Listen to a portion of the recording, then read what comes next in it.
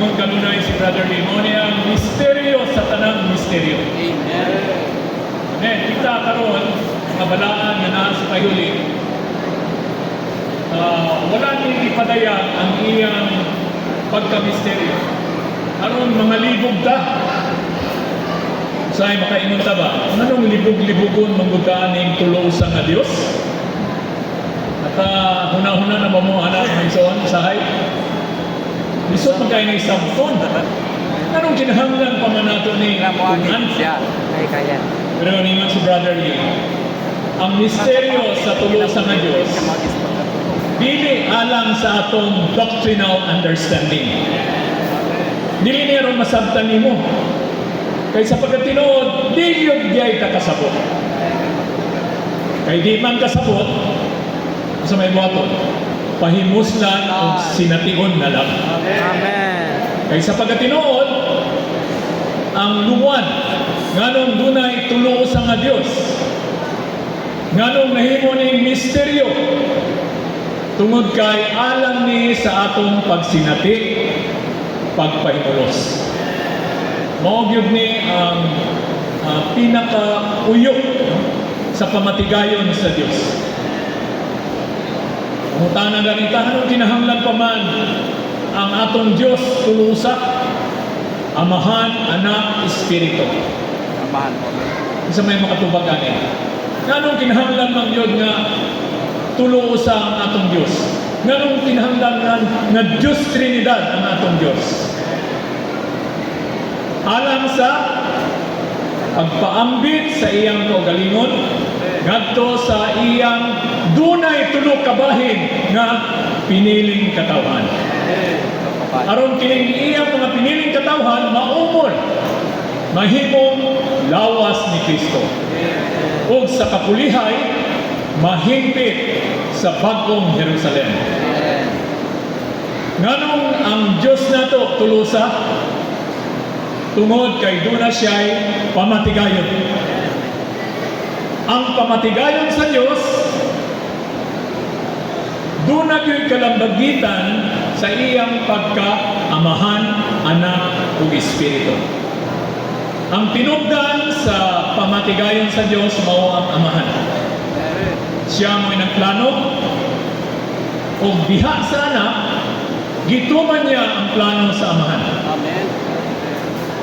O ang espiritu nga pagkaamgo sa anak mao'y nagpalatay unsay gihuman sa anak nga giplano sa amahan.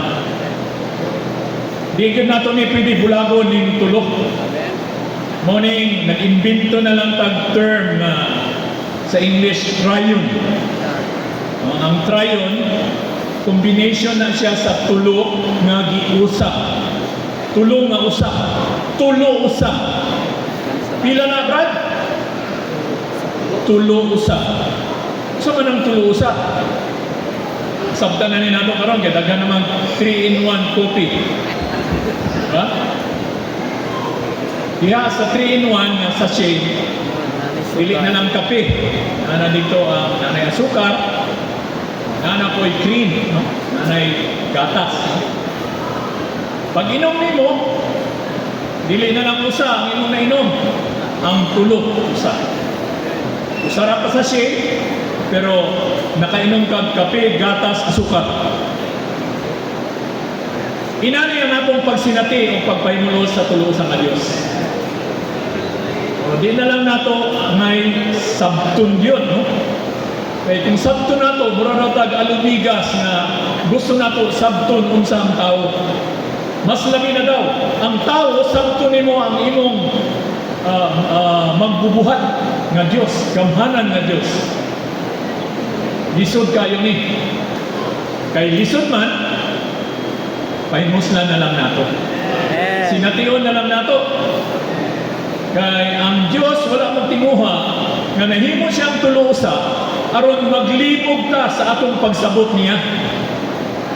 Ang pinakatumong nga ng Amahan, Anak, Espiritu ang atong Diyos tungod sa iyang pamatigayon. Ang pamatigayon sa Diyos mao ang Diyos Amahan diha sa Anak nga nahimong Espiritu aron magpaambit kanimo nga dunay tulo ka bahin nga tao. Dunay espiritu, kalag ug lawas. Aron himuon tang Dios sa kinabuhi kinaiya. Amen. Kanunay na nato ning ginasubli-subli, no? Memorize na nato. Pero ang burden karon is ato bagyod ning gisinati. Doon na bagyod kay pagkausa, pagkasagol ug panagtagi aning tulo sa nga Dios sa atong pagsinati. Usa ka butang na nasayod ta sa doctrinal understanding sa triune God. Na may mga bersikulo nga amahan ug anak usara. Ug ang anak mao ang espiritu. Daghang mga bersikulo. Atong bago pa ko sa training, kuan kayo ta, excited kayo nga manggawas ba labi na naay mga mangutana, no? Sa door knocking, pag tuktok ni mong panimalay na ay mga klase-klase nga tao. Kaya yung mga Iglesia ni Cristo, mahilig man yung debate. Debatihon yung ka, ang atong Diyos, usara. Mga anak, hiling na siya Diyos. Sa training, kay kumpleto man ang pagsabot nato, no? Naghantag mga lessons about the triune God. So, memorize yun ang mga bersikulo. Kutob sa mahimo, kinadinag yun. Yung isa, ang amahan, mausap ang anak. Anak, pagpadayag sa amahan. So, dagan man na sa John 10, tapos sa John 14, 15, 16. Ipakita dito nga ang amahan, ipadayag sa anak. Kunya, ang espiritu mao'y pagkaanggod sa anak. So, paggawas na mo, gawas na itong mga bersikulo. Lambigit ko itong debate. Sa sige na itong debate, muna pong didawag kay bersikulo, memorize. Pamatuod yun. Ang atong Diyos, tuluo sa gid na siya. Pero sa sige tang debate, maugaman, wala may mahayong pagbati sa sunod. Nga naman yung mga isoon. Doon na tayo hibalo, pero nasipyatan nato unsay burden sa atong Diyos nga nung nahimo siyang tulusa. Ang tulusa nga Diyos, dili alang sa atong doctrinal understanding. Dili siya para sa systematic theology ba na anay kayo, amahan, anak, espiritu, usara ni sila, mo ni mga pamatuod nga bersikulo. Systematic kayo na pagsabot. Masabtan na din mo, systematize, hanay kayo. Pero kung saan man to nimo, kung ang imong sulod, wala may pagsinati o pagpaymulos. Wala mang yung ka nakapaambitan aning tulo sa nga Diyos. Masipyatan nato niyang pamatigayon. Siguro, hanas na ta, ang atong mga kahibalo, grabe yun. No? Di yun mabangbang kung ibatihon nato ng kamatuuran sa tulo sa nga Diyos. Pero ang atong sulod, uga.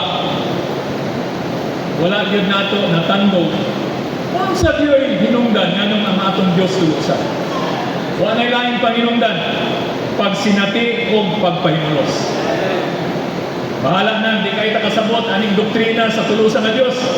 Pero kung nasinati na ito, napahimuslan, okay na. Igo na ta. Na-target na nato ang bullseye sa pamatigayon sa Diyos. Mao ni hinungdan anong ang atong Diyos tulusa. Tungod sa iyang pamatigayon, nahimo siyang amahan, anak, ng espiritu, aron ipaambit ang iyang kaugalingon. Diha sa anak, o nahimo siyang espiritu, aron unsa ang gituman sa anak na giplano sa amahan, iyang mapalatay ngadto sa iyang mapiniling katawhan. Mahimo nilang pagsinati, pagpahimulos, aron maumol sila na lawas ni Kristo. Mao na ni ang linya sa kinabuhi. Ang pamatigayon sa Diyos, mao ang tulo sa nga Diyos na kinabuhi.